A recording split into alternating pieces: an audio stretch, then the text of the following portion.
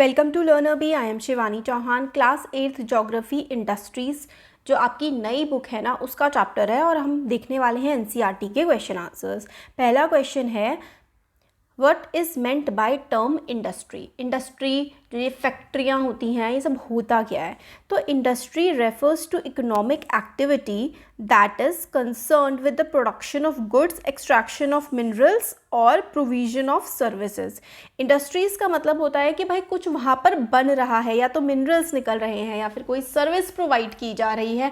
मतलब कुछ ना कुछ ऐसा काम हो रहा है जिससे शायद रोज़गार भी उत्पन्न हो रहा हो या फिर कुछ प्रोडक्ट बन करके आगे बिक रहा हो, वो सब इंडस्ट्री होती है।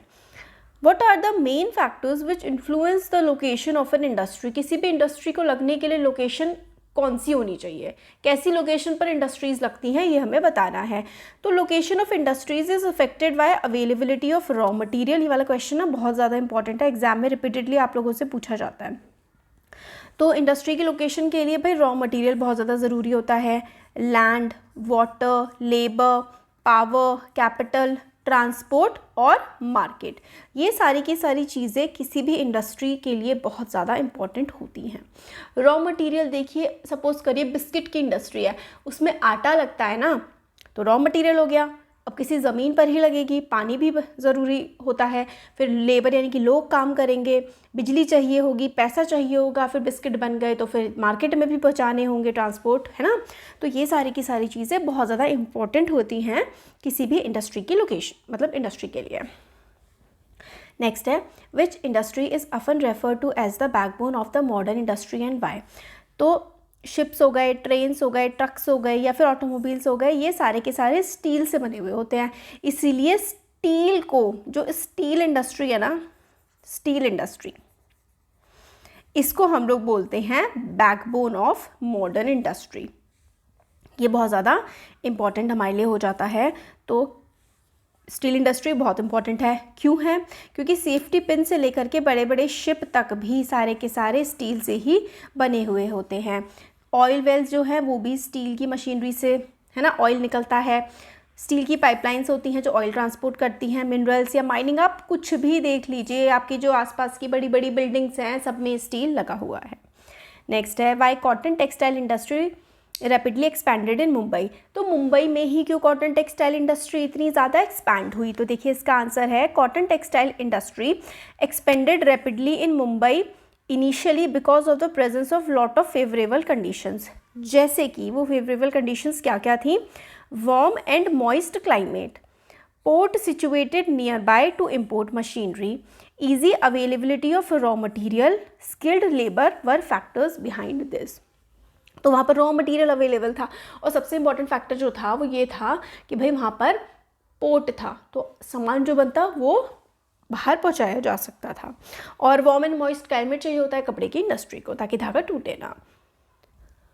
हाँ, फिफ्थ है, what are the similarities between the information technology industry in California and Bangalore. तो similarities between IT industry of the Bangalore and Silicon Valley in California. तो दोनों जो है वो प्लेट्यू पर लोकेटेड है। कैसे? Bangalore is located on Deccan plateau और सिलिकॉन वैली जो है वो रॉकी माउंटेन्स के पास में है। दोनों के दोनों का एनवायरनमेंट जो है क्लीन है, माइल्ड क्लाइमेट है, पूरे साल बहुत ज़्यादा सर्दी या बहुत ज़्यादा गर्मी नहीं पड़ती है।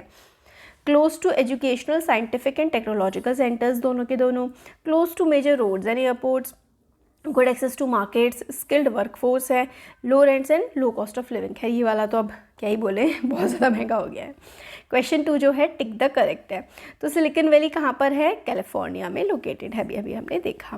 विच of the following industry is known as sunrise industry. तो भाई सनराइज इंडस्ट्री किसको बोलते हैं हम लोग? तो IT, क्योंकि बहुत ज़्यादा अब ये आगे बढ़ रही है industry. Which of the following is a natural fibre. इनमें से नेचुरल फाइबर कौन सा है? Jute is a natural fibre और नाइलॉन और एक्राइलिक ये नेचुरल फाइबर नहीं है।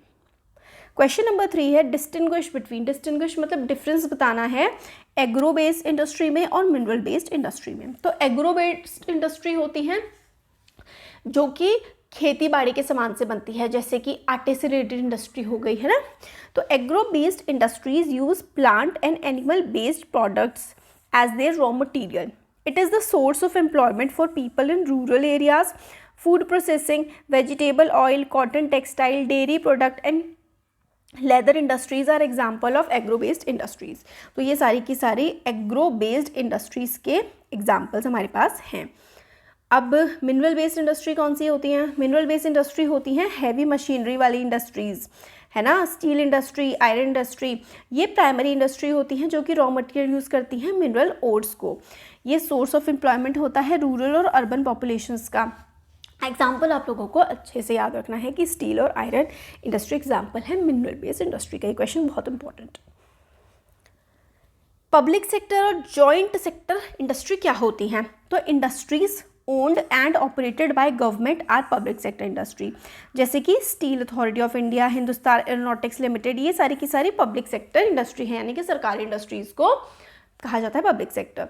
जॉइंट सेक्टर होती हैं owned by and operated by state and individual और ग्रुप ऑफ इंडिविजुअल. जैसे कि मारुति उद्योग लिमिटेड एक जॉइंट सेक्टर इंडस्ट्री का एग्जाम्पल है. मतलब सरकार की भी कुछ जो है, सपोज करो सरकार उसमें सरकार के शेयर्स उस कंपनी में 30% है और बाकी दूसरे लोगों के हैं, प्राइवेट लोगों के हैं. तो ऐसी जॉइंट सेक्टर मतलब जिसमें सरकार और प्राइवेट इंडिविजुअल्स दोनों पार्ट होते हैं. एग्जाम्पल मारुति उद्योग लिमिटेड. दो एग्जाम्पल देने हैं रॉ मटेरियल्स के. रॉ मटेरियल का क्या क्या एग्जाम्पल हो गया? जैसे कि आप वीट ले सकते हैं, कॉटन, ये रॉ मटेरियल्स के एग्जाम्पल हैं. क्यों? वीट से आप लोग फिर बिस्किट भी बना सकते हैं, ठीक है, और कॉटन से आप लोग क्लोथ बना सकते हैं. तो ये इनके रॉ मटेरियल हैं. एंड प्रोडक्ट्स के एग्जाम्पल अब हो जाएंगे. बिस्किट एक एंड प्रोडक्ट है और क्लोथ एक एंड प्रोडक्ट है. तो मैंने आपको एंड प्रोडक्ट्स इन दोनों के बता दिए थे. तो रॉ मटेरियल हो गए वीट, कॉटन, एंड प्रोडक्ट हो गए बिस्किट और क्लोथ. आगे देखते हैं टर्शरी एक्टिविटीज़ में क्या क्या आती हैं. तो सर्विस, जैसे कि मैं बताती हूँ आपको, बैंकिंग और बैंकिंग हो सकता है, ठीक है, और टीचिंग, ये टर्शरी एक्टिविटीज़ में आते हैं. एग्रो बेस्ड इंडस्ट्रीज़ कौन कौन सी हो गई? जो एग्रीकल्चर पर डिपेंड करती हैं. जैसे कि हम लोगों ने यहाँ पर एग्जाम्पल में देखा था cotton textile industry, dairy product industry. तो आप लोग लिख सकते हैं यहाँ पर कॉटन टेक्सटाइल इंडस्ट्री, जो एग्रीकल्चर जैसे कि जो चीज़ उग रही है उस पर डिपेंड करती हैं. तो आप लिख लीजिए कॉटन टेक्सटाइल इंडस्ट्री, है ना. और आप लोग लिख सकते हैं मिल्क प्रोडक्ट या फिर डेयरी इंडस्ट्री. डेयरी इंडस्ट्री जैसे कि अमूल का दूध आता है, डेयरी इंडस्ट्री. कॉटेज इंडस्ट्री क्या होती है? कॉटेज इंडस्ट्री होती है जो कि बहुत ही छोटे स्केल पर इंडस्ट्री बनाई जाती है, उसको हम लोग कॉटेज इंडस्ट्री बोलते हैं. जैसे कि कोई भी पॉटरी हो गई, बास्केट वीविंग हो गई, तो आप यहाँ पे लिख सकते हैं पॉटरी यानी कि जैसे कि जो कुम्हार काम करते हैं, या फिर बास्केट वीविंग हो गई जो टोकरियाँ बनाने का काम करते हैं, पॉटरी हो गया, और बास्केट वीविंग.